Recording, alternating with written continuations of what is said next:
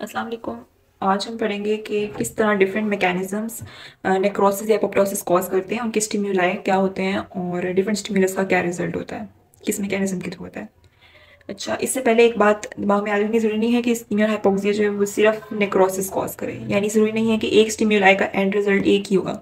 अक्सर मैकेनिज्म जो है वो ओवरलैप कर रहे होते हैं, तो ये भी हो सकता है कि हाइपोक्सिया जो है नेक्रोसिस भी करवा रहा हो या फिर कभी एपोप्टोसिस भी करवा रहा हो, तो इट्स नॉट डिस्क्रीट।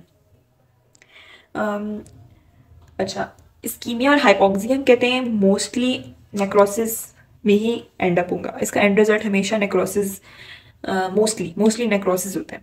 ठीक है, ब्लड सप्लाई रुक गई हो या ऑक्सीजन की कमी हो। दूसरा हम कहते हैं कि डीएनए डैमेज हो। ठीक है, डीएनए का डैमेज हो या फिर मिसफोल्डेड प्रोटीन्स की एक्यूमुलेशन हो जाए सेल के अंदर, तो they mostly result in pathological apoptosis. Okay, अब मैकेनिज्म इनके क्या है वो अब हम पढ़ते हैं। सबसे पहले हम देखते हैं हाइपोक्सिया और इस्कीमिया। इनके ना बहुत सारे इफेक्ट्स होते हैं, जो मेजर 3 इफेक्ट्स हैं। सबसे पहले तो ये कॉज करेगा माइटोकॉन्ड्रियल डिसफंक्शन। कैसे? न्यूट्रिशन न्यूट्रिएंट्स नहीं आ रहे, ऑक्सीजन नहीं आ रहा, तो फिर क्या होगा? एटीपी नहीं बनेगा माइटोकॉन्ड्रिया के अंदर। ठीक है, क्योंकि हाई ऑक्सीजन की कमी है। एटीपी नहीं बनेगा तो एटीपी के आगे फर्दर जो है वो 3 इफेक्ट्स होते हैं सेल के ऊपर। हमें पता है कि प्लाज्मा मेम्ब्रेन के ऊपर सोडियम पोटाशियम पंप्स होते हैं जो कि एटीपी से काम कर रहे होते हैं। एटीपी नहीं होगा तो सोडियम पोटाशियम पंप काम नहीं करेंगे। जब वो काम नहीं करेंगे तो आयन इम्बैलेंस हो जाएगा, सेल के अंदर सोडियम जो है वो ज़्यादा हो जाएगा, जिसकी वजह से वाटर उसे फॉलो करेगा और सेल जो है वो स्वेल हो जाएगा। सेल स्वेल करेंगे, बाकी ऑर्गेनेलीज भी जो है वो स्वेल करेंगे, लाइक एंडोप्लाज्मिक रेटिकुलम की डायलेशन हो जाएगी। राइबोसोम जो है वो डिटैच हो जाएंगे एंडोप्लाज्मिक रेटिकुलम से और वो साइटोप्लाज्म में चले जाएंगे, जिसकी वजह से प्रोटीन सिंथेसिस जो है वो नहीं हो पाएगी। और हमें पता है कि सेल की सर्वाइवल के लिए प्रोटीन सिंथेसिस ज़रूरी होती है।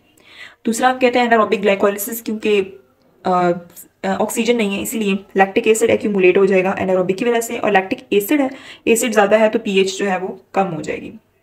इसी तरह तीसरा हम कहते हैं कि फॉस्फोलिपिड, क्योंकि न्यूट्रिशंस नहीं आ रहे हैं, हाइस्कीमिया की वजह से न्यूट्रिएंट्स नहीं आ रहे, तो फॉस्फोलिपिड्स की सिंथेसिस भी नहीं हो रही। और फॉस्फोलिपिड की सिंथेसिस हमारे पास ज़रूरी है मेम्ब्रेन्स को लाइक मेम्ब्रेन इंटीग्रिटी मेंटेन करने के लिए फॉस्फोलिपिड हमारे पास ज़रूरी होते हैं, because membranes are made up of phospholipids. तो मेजर मेम्ब्रेन कौन सी होती है important? Plasma membrane, lysosomal membranes and mitochondrial membranes जो है सेल के अंदर इंपॉर्टेंट होती हैं। ठीक है, फॉस्फोलिपिड सिंथेसिस नहीं होगी तो ये वाली मेम्ब्रेन का डैमेज हो जाएगा, plasma membrane and lysosomal membrane. Lysosomal membrane के डैमेज होने से क्या होता है? लाइसोमल एंजाइम्स जो है वो रिलीज हो जाएंगे साइटोप्लाज्म के अंदर। मोस्टली इसमें हम कहते हैं एसिड हाइड्रोलाइसिस जो है वो इंपॉर्टेंट है। ठीक है, लाइसोमल एंजाइम्स में। और हमें पता है एज के पीएच तो ऑलरेडी कम है साइटोसोल की, तो उस पीएच के कम होने की वजह से ये वाले एंजाइम साइटोसोल में जाके एक्टिव भी हो जाते हैं, एसिड हाइड्रोलाइसिस। ठीक है, और ये डाइजेशन कर देते हैं सेल की। जब हम पढ़ेंगे कि ईआर स्ट्रेस यानी मिसफोल्डेड प्रोटीन्स की एक्यूमुलेशन से किस तरह एपोप्टोसिस होती है। ठीक है, इसे हम ईआर स्ट्रेस इसलिए कह रहे हैं क्योंकि मिसफोल्डेड प्रोटीन जो है एंडोप्लाज्मिक रेटिकुलम के अंदर एक्यूमुलेट होंगी, दैट्स वाई। और इसकी वजूहत क्या हो सकती हैं ईआर स्ट्रेस की? म्यूटेशंस हो गई हैं जिसकी वजह से प्रोटीन मिसफोल्डिंग हो गई है, एजिंग के साथ साथ काफ़ी मेटाबॉलिज्म जो है वो डिफेक्ट होते हैं, वायरल इन्फेक्शन हो गया या फिर इस्कीमिया टू लोअर एक्सटेंट जो है वो भी ईआर स्ट्रेस कॉज करता है। अब मिसफोल्डेड प्रोटीन्स अगर तो लो अमाउंट में है तो सेल क्या करेगा? अडेप्ट करने की कोशिश करेगा। ठीक है, और वो उसको करेक्ट कर देगा। ठीक है, लेकिन अगर बहुत ज़्यादा लार्ज अमाउंट में है कि सेल उसके साथ अडेप्ट नहीं कर सकता, तो उस सेल की एपोप्टोसिस हो जाएगी। ठीक है, अगर तो लो अमाउंट है तो उन मिसफोल्डेड प्रोटीन्स को एंडोप्लाज्मिक रेटिकुलम के अंदर कौन सेंस कर रहा है? IRE1, ये एक सेंसर है। फुल फॉर्म है इनोसिटोल रिक्वायरिंग एंजाइम 1। ठीक है, इनोसिटोल रिक्वायरिंग एंजाइम 1 जो है, जब भी मिसफोल्डेड प्रोटीन ज़्यादा होंगी यार के अंदर, इस सेंसर की क्या हो जाएगी? फॉस्फोराइलेशन हो जाएगी, काइनेज करवाएगा इसकी फॉस्फोराइलेशन, तो ये इससे एक्टिव हो जाएगा। ठीक है, ये सेंसर एक्टिव होगा तो ये जाके क्या करवाएगा? एक तो चेपरोन्स क्या होते हैं, उनका काम होता है प्रोटीन फोल्डिंग में जो है वो हेल्प कराते हैं। ठीक है, तो चिपरोन्स की सिंथेसिस ज़्यादा हो जाएगी, प्रोटीन की जो सिंथेसिस है कम हो जाएगी, क्योंकि पहले से ही बहुत ज़्यादा प्रोटीन्स जो है मिसफोल्डेड पड़े हुए हैं, तो पीछे से अगर और प्रोटीन बनेंगे उनकी भी मिसफोल्डेड होगी, क्योंकि कोई प्रॉब्लम है ना पीछे से इसमें, तो इसलिए प्रोटीन की सिंथेसिस जो है वो कम हो जाती है और प्रोटीन की डिग्रेडेशन जो है वो बढ़ जाती है। इस सबको हम कहते हैं एडेप्टिव अनफोल्डेड प्रोटीन रिस्पॉन्स, यानी कि वो अडेप्ट कर गया। अगर तो वो लार्ज अमाउंट में है तो हमें बताया एपोप्टोसिस कैसे होती है? प्रोएपोप्टोटिक प्रोटीन्स की एक्टिवेशन होती है, BH3 वाले प्रोटीन्स या कैस्पेजेस एक्टिवेट होते हैं और वो एपोप्टोसिस कराते हैं। एपोप्टोसिस का जो दूसरा नाम है वो है टर्मिनल अनफोल्डेड प्रोटीन रिस्पॉन्स, क्योंकि इसमें सेल जो है वो टर्मिनेट हो जाते हैं, that is called as terminal. अब हम कहते हैं मिसफोल्डेड प्रोटीन्स की वजह से ना कुछ डिजीजेस होती हैं। सबसे पहले किस वजह से होती हैं कि समझे कोई पर्टिकुलर प्रोटीन है, ठीक है, वो मिसफोल्ड होती है तो उसकी डिग्रेडेशन हो जाती है, जिसकी वजह से उस प्रोटीन की कमी हो जाती है। उस प्रोटीन की डेफिशिएंसी की वजह से डिजीजेज जो हैं वो होती हैं। इसकी एग्जांपल में हमारे पास 3 डिजीजेज आती हैं। सिस्टिक फिब्रोसिस, जिसमें CFTR प्रोटीन की कमी हो जाती है।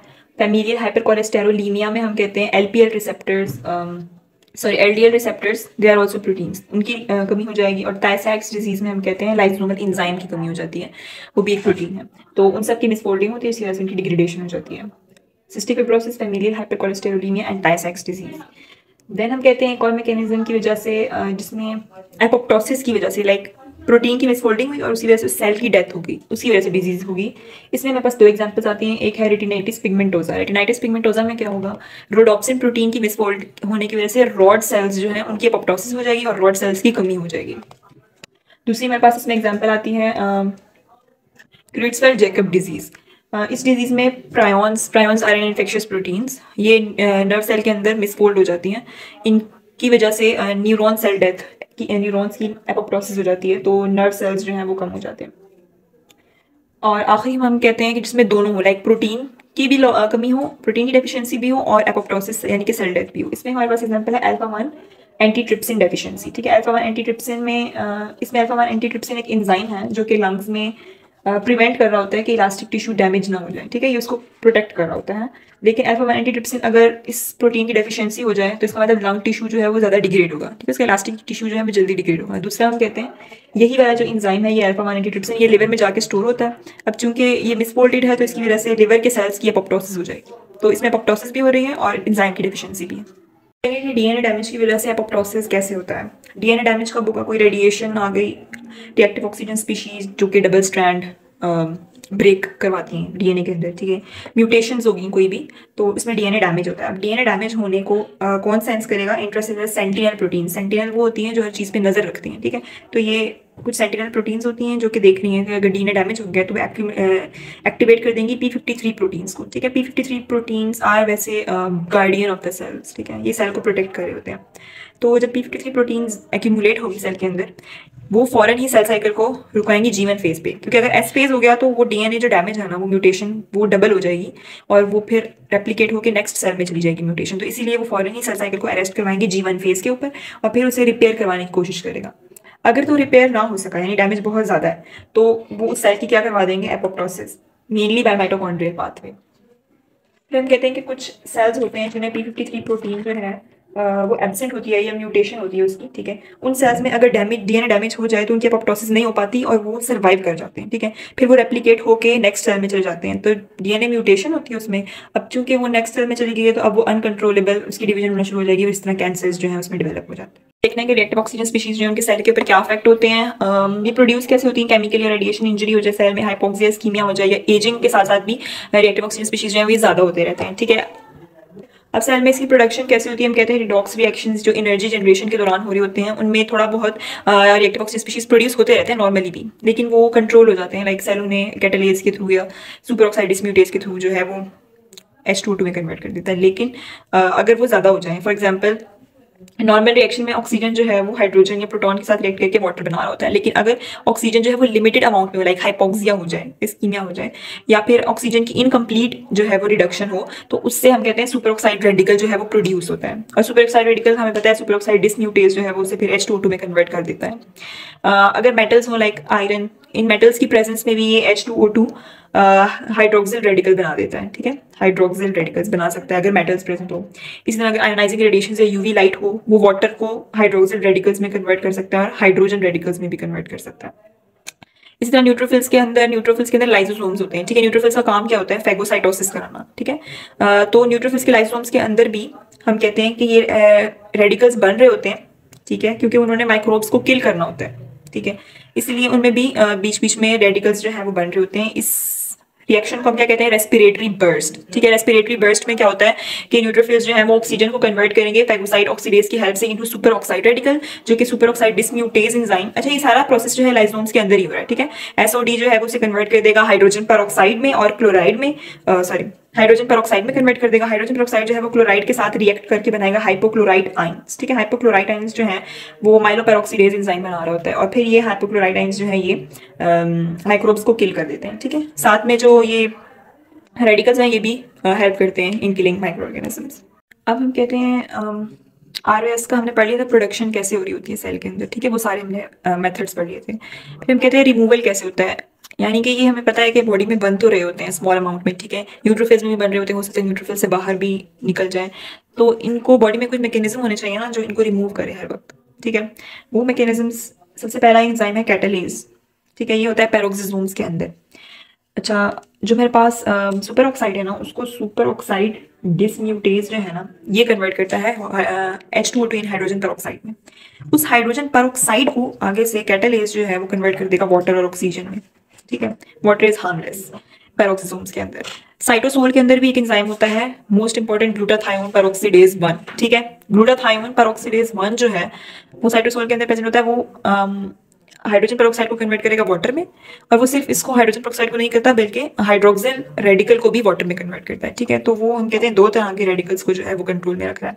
तीसरा हम कहते हैं कुछ एंटीऑक्सीडेंट्स होते हैं जो हम न्यूट्रिशन डाइट में लेते हैं या बॉडी में प्रोड्यूस होते हैं, like vitamin A, E, C and beta carotenes. ये फ्री रेडिकल की फॉर्मेशन को प्रिवेंट करेंगे या तो उनको रिमूव करेंगे, स्कैवेंज करेंगे। अब अगर बॉडी में फ्री रेडिकल ज़्यादा हो जाए या फिर इन सब की इंजरी की वजह से, जो हमने पढ़ा था, इन सब की वजह से फ्री रेडिकल ज़्यादा हो जाएंगे, ये सारे इंजाइम से कंट्रोल ना कर सकें, तो इसके कुछ हार्मफुल इफेक्ट्स होंगे सेल के अंदर, ठीक है। एक तो लिपिड्स के ऊपर होगा, लिपिड की पेरोक्सीडेशन होगी, तो फॉस्फोलिपिड की जो मेम्ब्रेन्स थी, लाइसोसोमल मेम्ब्रेन्स या प्लाज्मा मेम्ब्रेन्स, वो डैमेज हो जाएंगी, ठीक है। नेक्रोसिस हो सकता है, प्रोटीन्स में डैमेज हो जाएगा, प्रोटीन की ब्रेकडाउन हो जाएगी, मिसफोल्डिंग हो जाएगी, एंड वी नो कि प्रोटीन की मिसफोल्डिंग से एपोप्टोसिस हो जाती है, ठीक है। डीएनए का डैमेज भी, डीएनए हमने पढ़ा था कि न्यूक्लिक एसिड्स को ये आरओएस जो है ये अफेक्ट कर रहे होते हैं, तो ये डीएनए के डैमेज करवा देंगे, या तो स्ट्रैंड ब्रेक्स करवा रहे हैं या म्यूटेशंस करवा रहे हैं, और इनकी वजह से भी एपोप्टोसिस हो जाती है। तो ये सारे इसके हार्मफुल इफेक्ट्स थे रिएक्टिव ऑक्सीजन स्पीशीज के। That's it for today, thank you.